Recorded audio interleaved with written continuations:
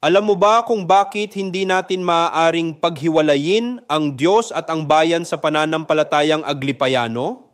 Dahil ang IFI ay isinilang sa gitna ng pakikibaka, isang simbahang tumindig kasama ng mga manggagawa, magsasaka at mga inaapi, hindi bilang tagapanood kundi bilang katuwang sa paglaya ng bansa.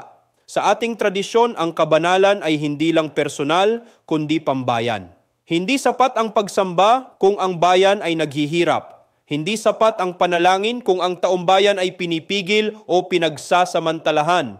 Ang Diyos na ating kinikilala ay Diyos na kumikilos sa kasaysayan at ang kasaysayan ng sambayanan ay bahagi ng ating pananampalataya.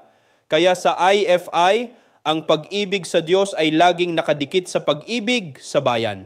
Kung saan may pang-aapi, naroon ang tawag ng Diyos na kumilos. Kung saan may pag-asa, naroon ang paanyaya ng Diyos na makiisa. Ako si Bishop Tonyo, obispong migrante sa Europa, at ito ang Araling IFI. Magsamba, mag-aral, maglingkod.